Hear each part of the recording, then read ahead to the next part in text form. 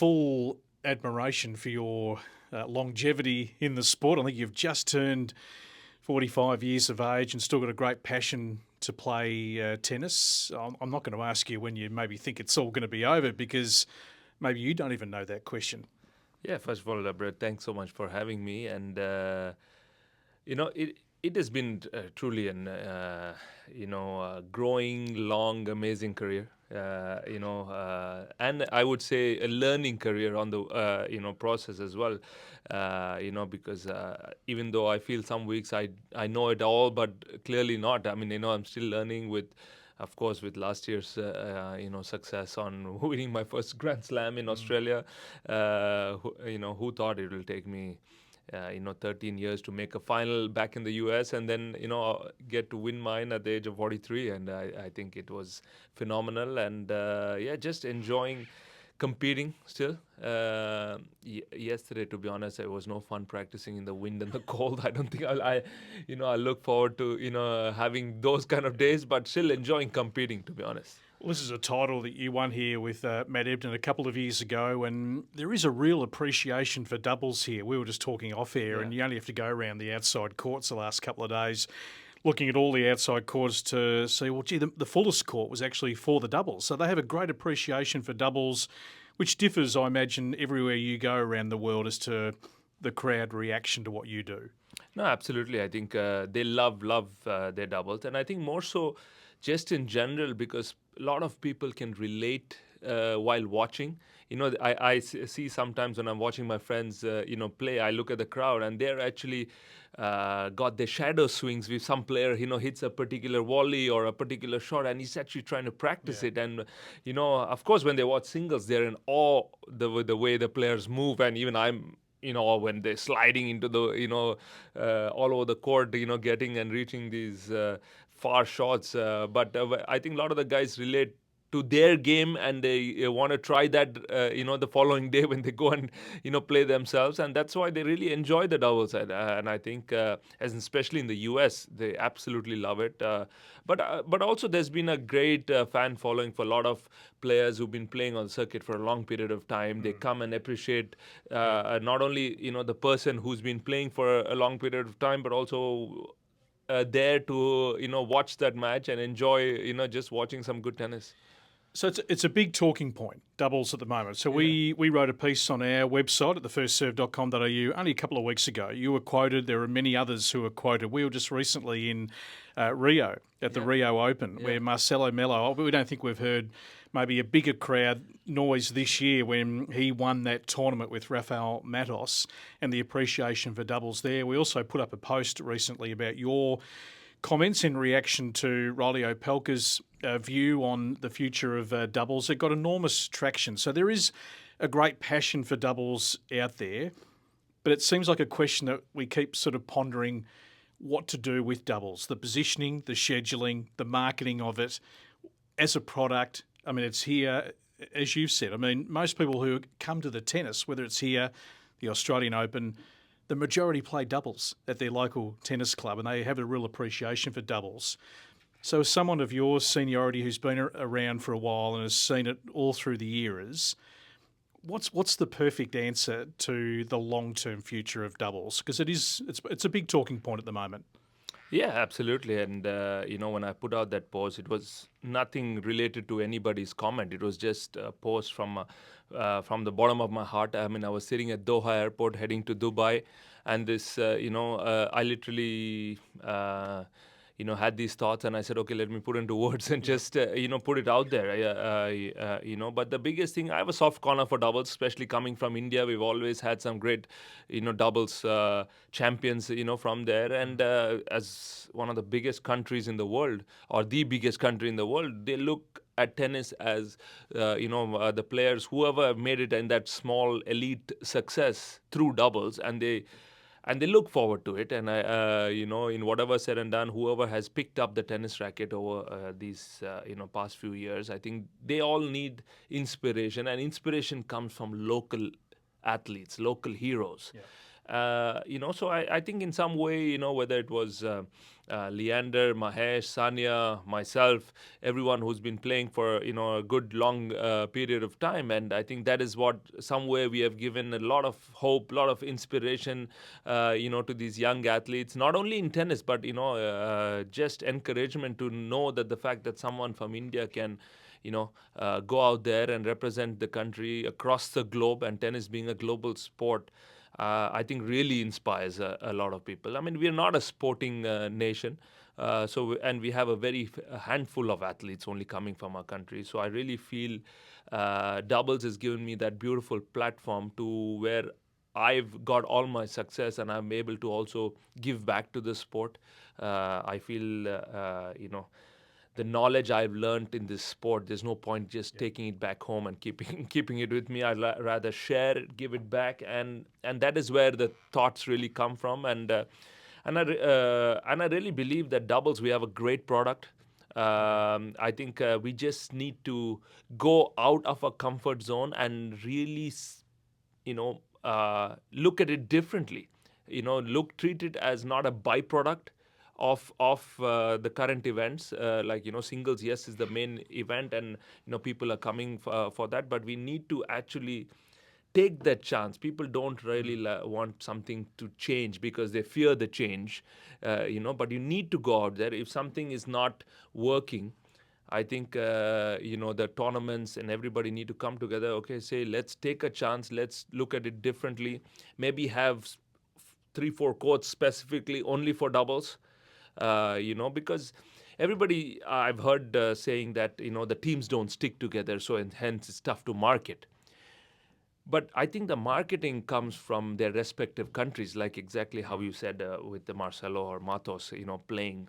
No matter who Marcelo plays with, he's going to have that fan following coming from Brazil, and that is what they need to really see. It's not about marketing the teams; it's about marketing the product, and then hence you will have more success and more people coming and watching these athletes. It's not about who's bringing in what revenue or who's not getting revenue. It's about the bigger pictures. What impact are you giving back to the sport? And because that is what has brought you to this sport. And if you look at it purely on revenue sense, there are so many things which can be changed. It's not only take out doubles and that's going to make a difference. I think that is where I really believe is where everyone needs to sit down and look at that product on how we can do something differently than to really look at it saying, okay, let's just cut this off and then figure out what can be done. But is that something the ATP and the leading doubles players are doing?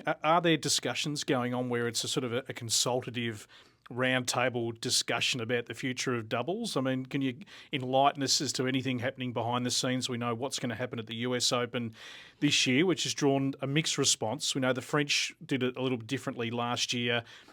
Tour events, do different rules need to be adopted? The scheduling. I mean, I always think, the doubles is sort of like in the schedule, the afterthought rather than perhaps the entree into the singles main course, if you like, which would be a perfect day. But what is actually happening behind the scenes? I think the discussions have been going on for a long period of time, but nobody's really there making that change. Of course, over the years, what also is happening is whichever the players have kind of brought it in are kind of then going to the end of their career, and new players are coming in with new thoughts. So there's no really concrete change which is happening. And exactly like you mentioned, if we can create like a court just for doubles and schedule matches on those courts, I think the fans will really enjoy knowing that the fact that they know, okay, they're going to go and see the players they want to watch who wants to play doubles and on that particular court. I mean, you don't have to technically have them in the biggest stadiums. The idea is to get a lot of people who enjoy watching doubles and then build it from there. It's not going to happen overnight. It takes a few good amount of positive marketing and also with the players coming together, and that's what is going to make a difference. So we need to make that change. It's not about just taking the product and just saying, okay, let's just take it out, and it's not going to really help. That's not the real cause for it. Do you see that as a bit of your own legacy, perhaps, that when it's all said and done on court, that you can have a real influence in shaping what doubles looks like long term? In a way, for me, what has helped is that I've started this program called the Doubles Dream of India, where I'm helping any doubles player in India who's top 200 in the world and below. We're providing them coaches and physios to travel with. So this is what I feel, you need to bring a structure in place. India's never really had a structure for tennis. So privately, we are doing this kind of helping these players. And it's been a great success. Last week there was Yuki Bambri winning the 500. There was Ritwik Bolipalli, he won the 250 in Chile. And there was Anirudh Chandrasekhar winning the 125 in Bangalore. So we had suddenly, three guys, winning titles. And they're part of this program. There are 9 players from India who are part of that, program. And I really feel if there is some way I can use my experience to help, grow this sport, why not? I mean, it's not only for doubles, but just, growth of tennis. And I believe that doubles can be more telecasts.